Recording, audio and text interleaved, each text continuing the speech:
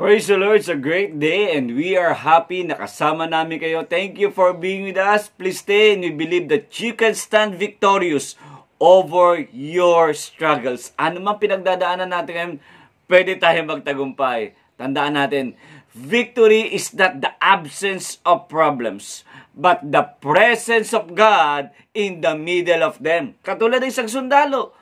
Amen? They don't prove their strength by avoiding battles, but by winning it. Katulad din natin mga believers, we prove the strength of our faith when we stand strong over those trials.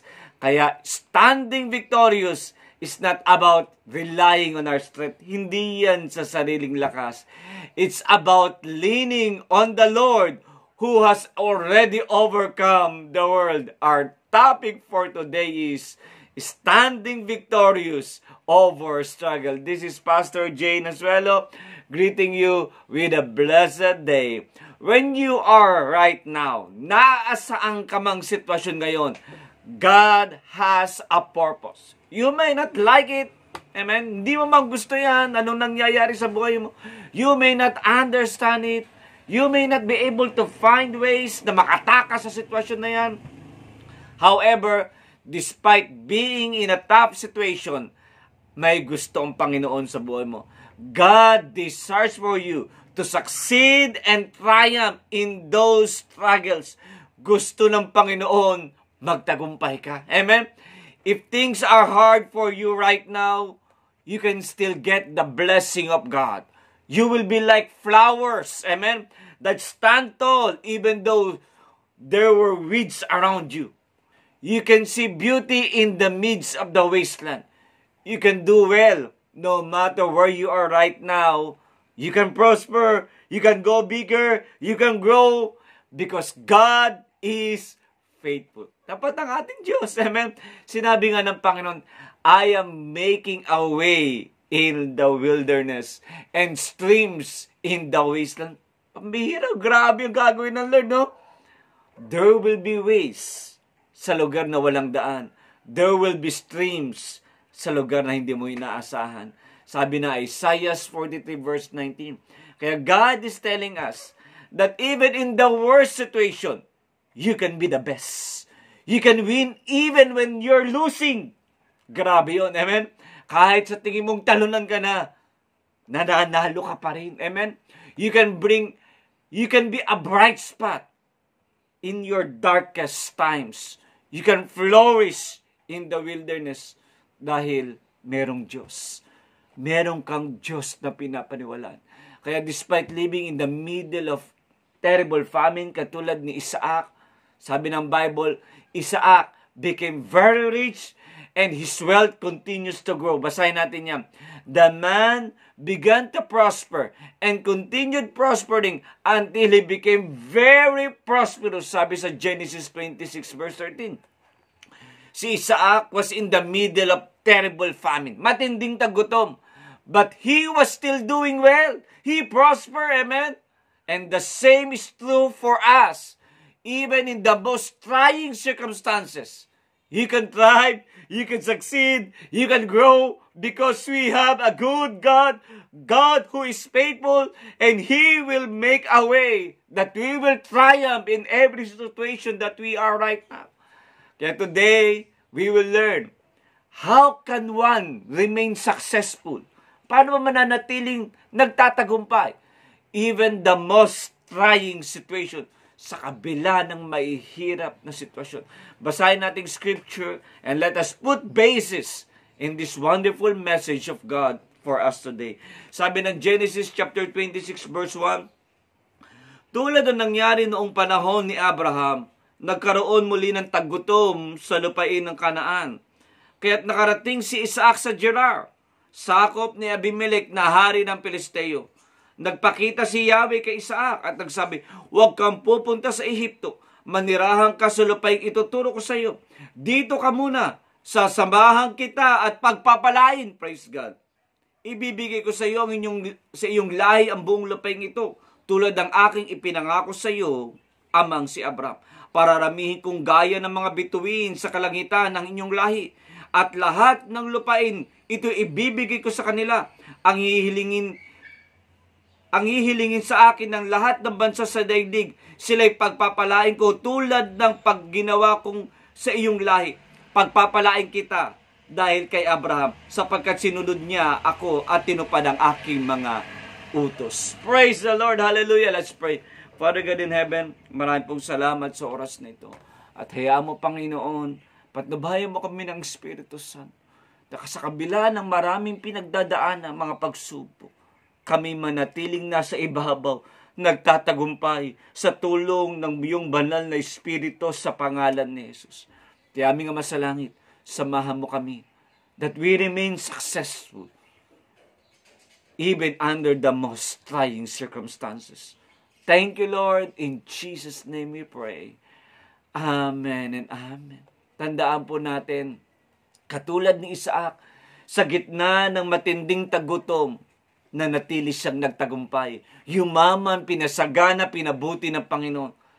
Katulad din ang gagawin ng Diyos sa buhay natin ngayon.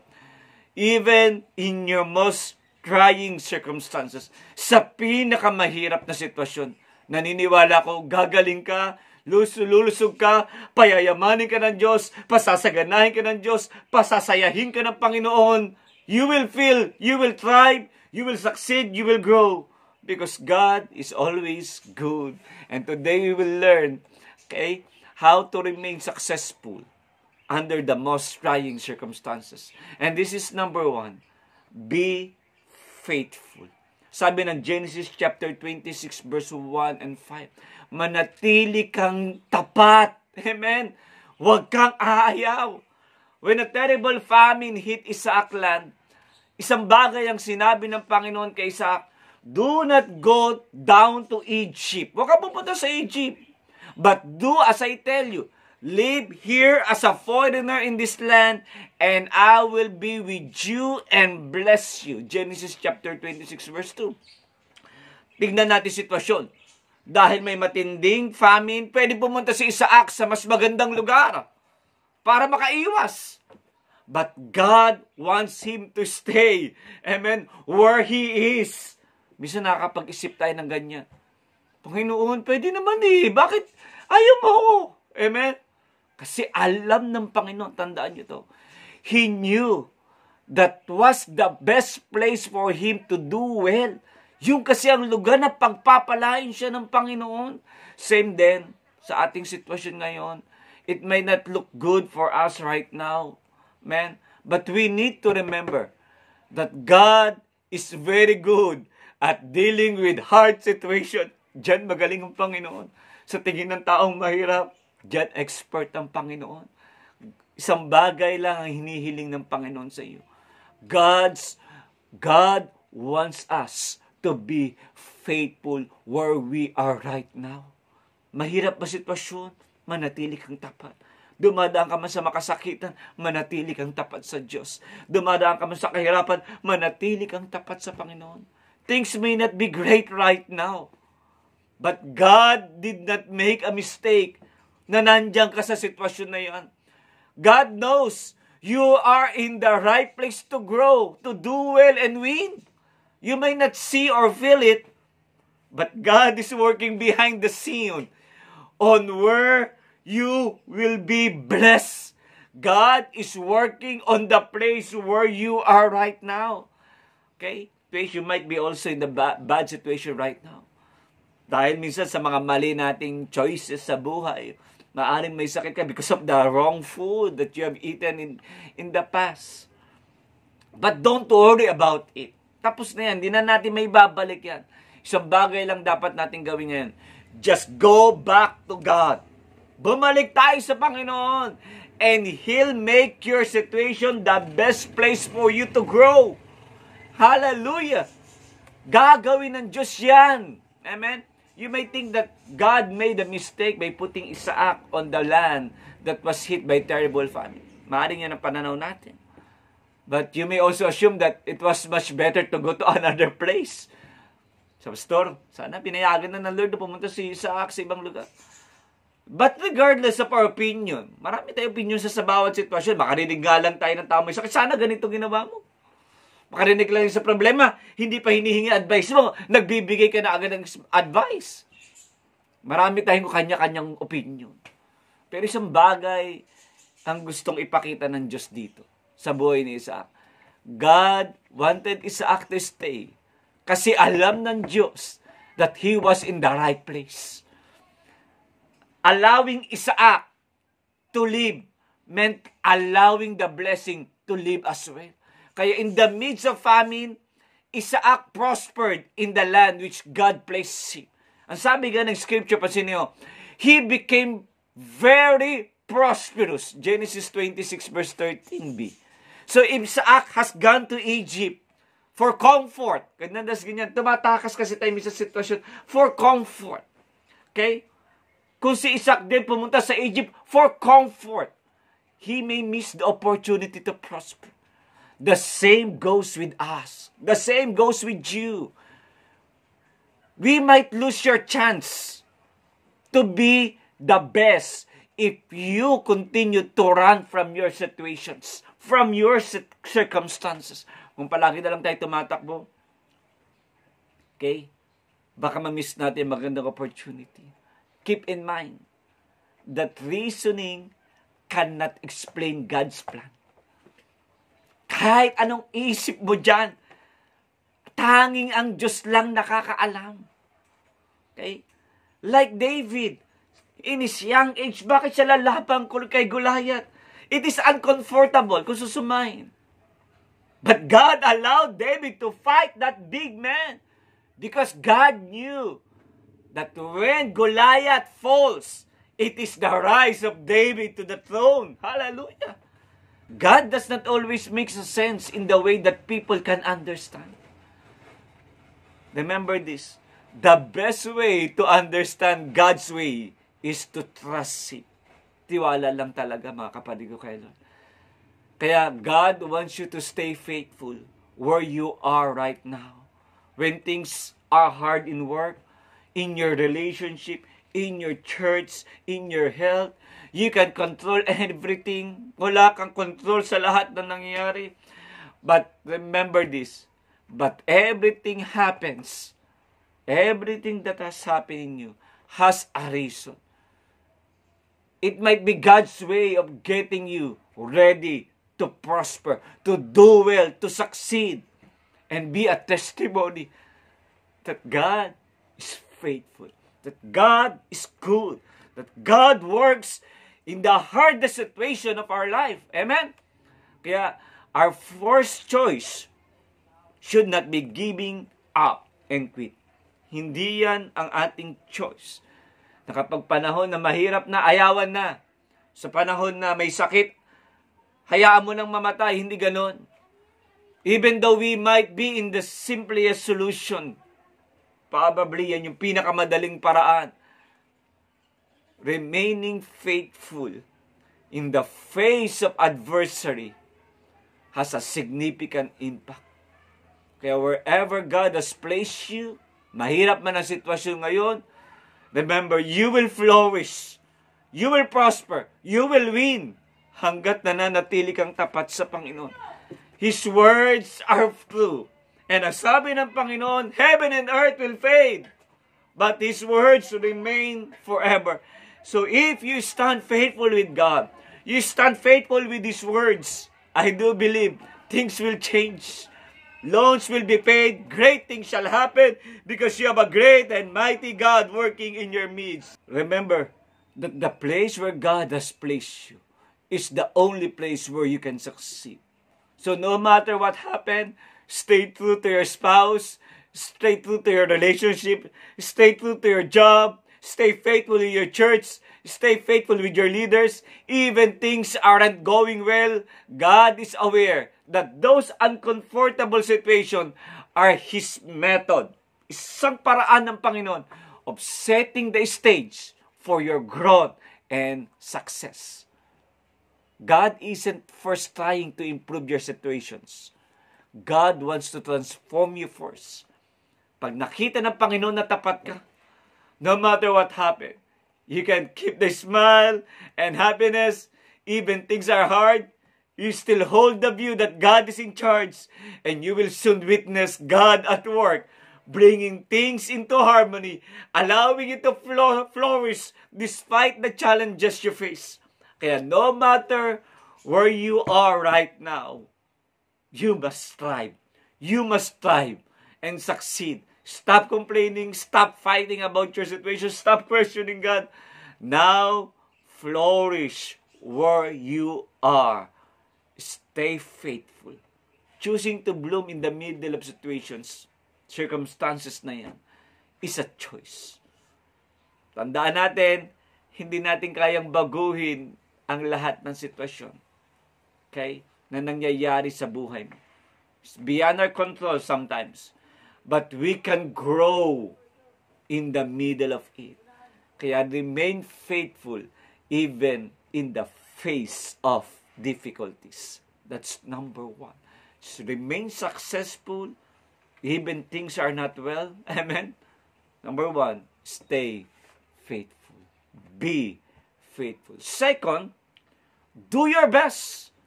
Gawin mo yung pinakamainam mo.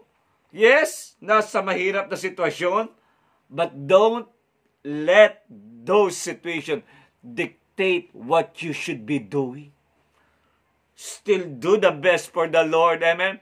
When Isaac faced famine-related hardship, matindi, hindi siya nagreklamo. He never argued with God. Instead of getting upset, worried, feeling sorry for himself because he was having trouble obeying God, dahil sumusunod siya sa Diyos, nahihirapan siya. Isang bagay lang ginawa ni Isaac. He did his best. Sabi ng Genesis chapter 26 verse 12, he planted his crop that year. Grabe. Isaac, despite the challenging circumstances na hinaharap niya, did the right thing. So God bless him. Ano ba ginawa ni Isaac? Amen? Nagtanim siya sa panahon ng taggutom. It could be para bang nonsense, waste of time. But situation does not dictate Isaac what he should be doing. Amen? Hindi ang sitwasyon ang nagdidikta kay Isaac. Amen? What na dapat gawin. So he did his best. So God bless him, and he harvested 100 times more grains than he planted. Grabe. Kaya Isaac prospered in the midst of famine. Similarly, do not spend your time thinking about what happened. Balik-balikan na yun. Amen? Kung ginawa ko lang sana to, hindi mangyayari to. Kung nag-ingat lang sana ako, hindi ko naranasan to. Don't feel sorry for yourself when you're going through a difficult time. Amen? Don't be overly emotional. Amen? Overly emotional. Instead, this is a thing from the Lord. Stand firm, be courageous, and do your best in your situation. Amen? And God will prosper you even the most difficult circumstances. Do your best, even it is hard. Amen? If you're sick, do your best to get well. Amen? Kung kaya mag-exercise, exercise. Amen? You drink, you eat nutrient-dense foods. Amen? Ilaban natin. If you are if you are having hard time in your finances, again, do your best. Amen? Ano kaya mong gawin? Doon tayo mag-umpisa. May kayang gawin ng Diyos sa malilit na bagay. Katulad ng nangyari kay Joseph. He was sold into slavery by his own brother. Mahirap yun. Tinakwil ka ng sarili mo, mga kapatid. But he did not remain upset. Yes, masakit. Amen? When you think about that, personally, masakit yun. But Joseph did not remain upset and think about what happened to him for a long time. Hindi siya nagstay doon. He did not think less of himself. Instead, he did his best even when things weren't fair for him right now. Kaya bilang slave, he served his master to the best of his ability. Kahit katulong siya, gawin niya the best niya. He became trustworthy. Kaya nakita ng Panginoon yan, and God favored him and elevated him above other slaves. Grabe no, inangat ka ng Diyos. Higit pa sa iba mga katulong, Joseph prospered during the most difficult time in his life because he gave his all for God's glory. Ibinigay niya ang lahat para sa Panginoon. Later, sa mga mahabang sitwasyon, kaya na-accuse si Joseph for things that he did not do. Later, Joseph was imprisoned for the sin he did not commit. Again, Joseph did not look at his life and curse him. Sabi niya, kawawa ka naman. Di sinabi yun. Dahil sa ginawa mo ng lahat, naging katulong ka na nga, nakulong ka pa. Hindi niya sinumpakan niya sarili for all the things that happened to him. Instead, again, ang sekreto ni Joseph, he did his best.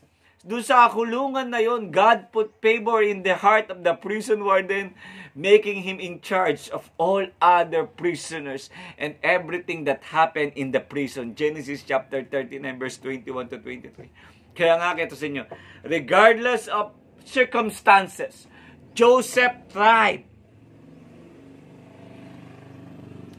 Si Joseph nagpatuloy, nagtagumpay because he kept doing his best. And one day, because he kept doing his best, the king of Egypt asked Joseph to explain his dream. Nanaginip kasi yung hari at wala makapagpaniwala. And God told Joseph what it means. So the king then made Joseph the governor of the land, second to the highest position in the land of Egypt. Kaya Joseph prospered in a very difficult situation. He became governor after being a slave. Kaya if Joseph stopped doing his best probably and feel sorry, sabi niya, kawawa naman siya, amen, about what happened to his life, he may fail to reach his full potential. Hindi niya naabot yung pinapagawa ng Panginoon at plano at pangarap ng Diyos sa buhay niya. Kaya if Joseph had not been sold again as a slave by his brother, kung hindi siya ibinenta, despite the pain, he might have been able to realize the dreams. Maaaring hindi niya naabot yung kanyang pangarap. So no matter what situation we are in right now, ano ba sitwasyon mo ngayon, we can prosper and triumph with God's help. Kaya don't focus on your current situation. Huwag ka lang titingin sa sitwasyon na meron ka. Do not blame others for what is happening to you. You had no idea that those things happen as part of the process of achieving your goal. Maaaring hindi natin naintindihan lahat yan. Amen? Pero alam nyo, without those difficult times, you would not be where you are today. Always do your best and you'll bloom in the most unexpected place. Gawin mo lang pinagawa mo. Pinakamabuti mo. Amen? Kahit napakahirap na sitwasyon, gawin mo lang pinakamabuti mo. Naniniwala ka, you will succeed. Stay successful in the midst of the hardest situation. That's number 2. And number 3, walk in love. Genesis chapter 26, verse 19 to 20. Alam niyo po ba, one of the major ingredient sa isang matagumpay na buhay, okay, na meron ka ngayon, when you walk in love. Amen? Love is an ingredient for a successful life. Remember, hindi ka pwedeng lumayo sa buhay nito without this. Without love. You can be completely happy and blessed. Marami kang pera, marami ka naman kagalit. Walang kwenta. Amen? Malasog ka nga, wala naman nagmamahal sa iyo. Wala pa ring sense. Amen? Without love, you can't be completely happy and blessed where God has put you. Kaya keep in mind that you can't grow when you're angry, mad, and scared. Lahat ng attitudes na yan, okay, are not good for a happy and prosperous life. Okay? Kaya Isaac knew, alam ni Isaac yan, that the only way to keep blooming, magtagumpay, sa gitna ng mahirap na sitwasyon, is to keep on walking in love. Lumakad palagi sa pag-ibig. Alam nyo, a lot of people did not like it. Okay? Okay? Nung panahon na i-bless ng Diyos si Isaac. Maraming tao naiinggit. Okay? Other mistreated him. And some simply ayaw siyang kasama. Ganun lang kadali. Amen? Pero alam nyo, si Isaac kept walking in love. Nagpatuloy siya na magmahal.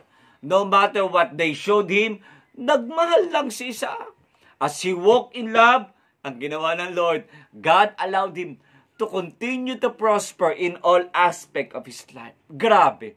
Kaya imagine, pansinin nyo, dahil naglalakad sa pag-ibig, sa pansinin nyo, imagine, sa panahon ng tagutom, that whenever Isaac's servant dug a well, pag naghukay sila ng balon, they consistently found a well of fresh water. Grabe, no?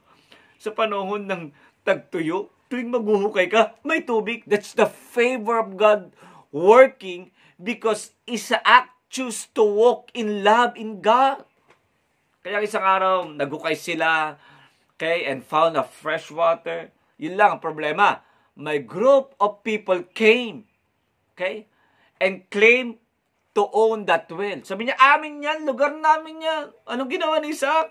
Si Isaac has a reason to be angry. Kung hindi naman namin hinukay yan, kahit sa inyo yung lugar. Kung hindi namin hinukay yan, di wala pa rin tubig. Isaac had a reason to be angry and fight back. Pero may isang bagay na pinili si Isaac. He chose to walk in love and give them the well. Pimili niyang magmahal at sige, para walang gulo, sa inyo na.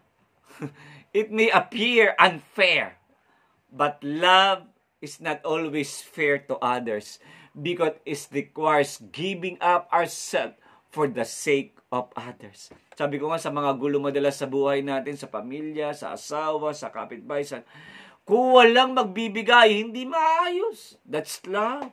You're giving something of yourself para lang sa kapayapaan. Kasi loving is not an emotion to be experienced alone. It is a decision you make that allow you to love even in the presence of unlovely people because you choose to do regardless of their action. Yun ang pag-ibig. Ang pag-ibig ay isang pagpili, hindi isang emosyon. Kasi pag pinili mo magmahal, kahit anong gawin sa'yo, mahal mo sila.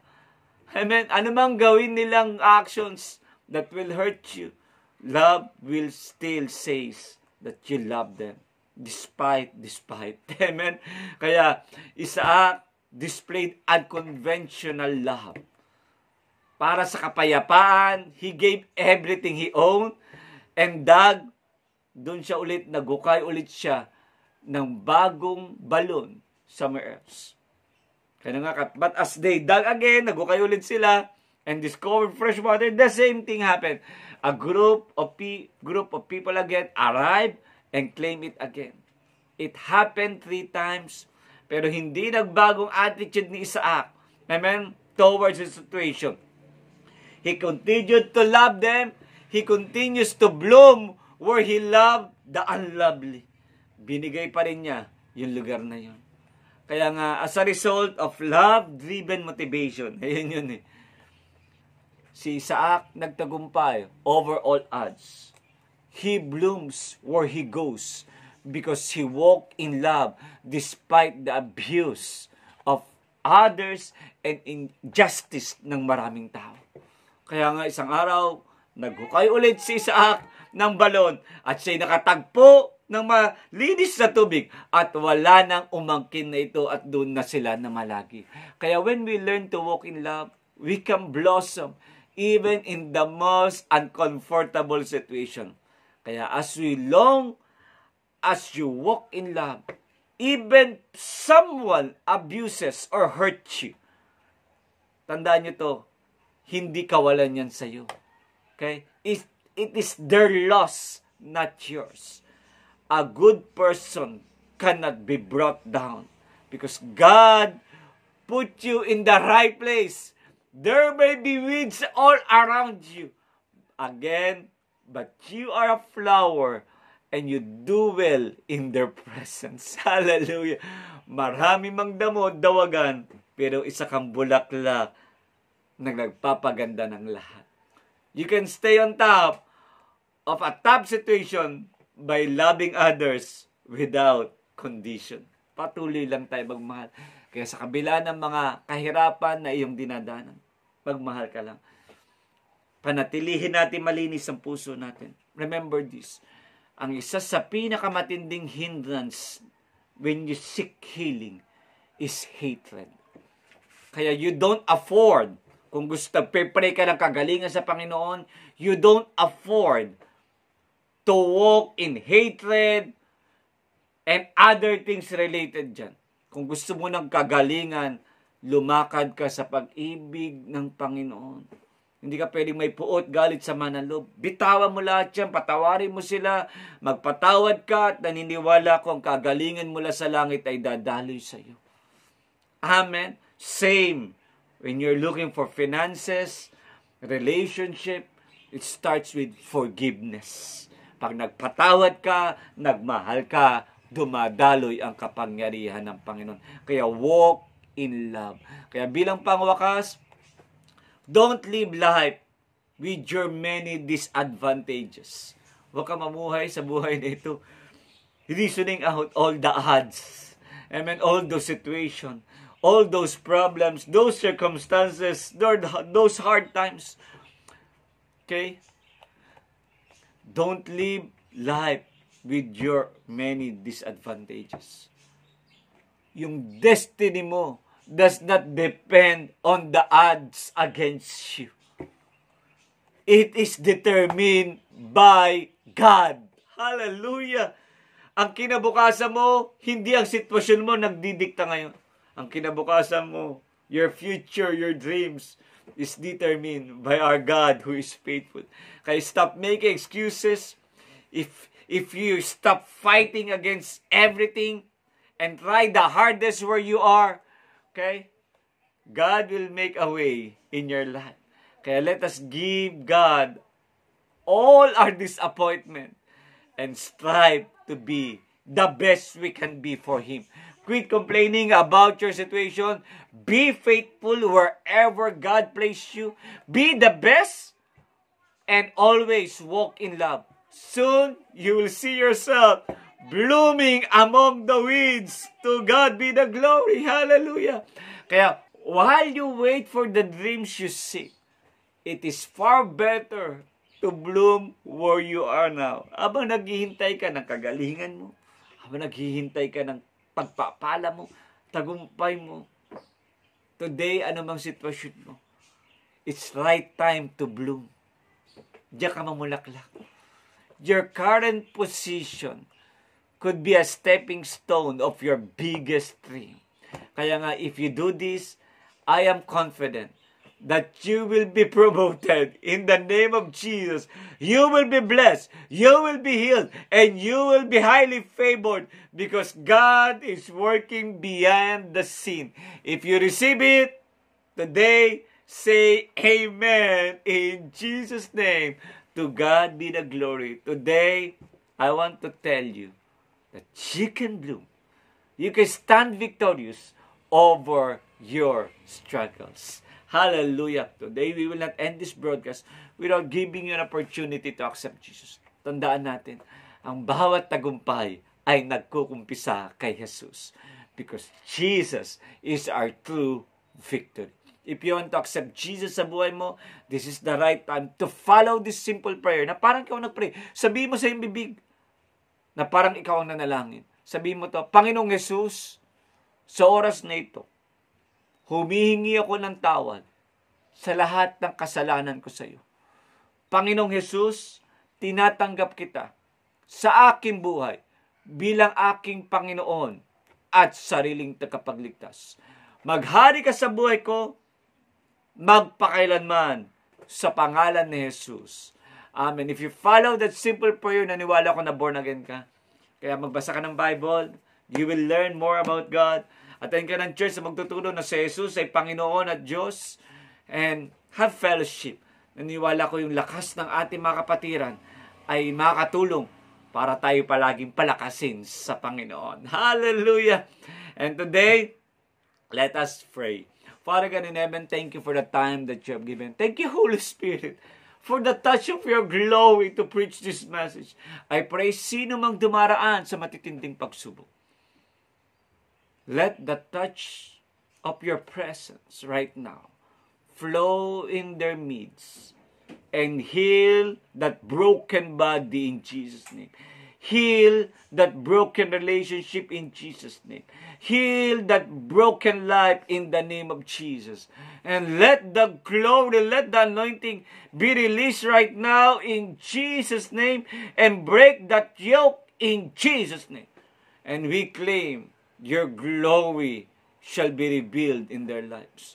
Thank you, Lord, for the time to share your word, and all the glory and honor and praises is to you.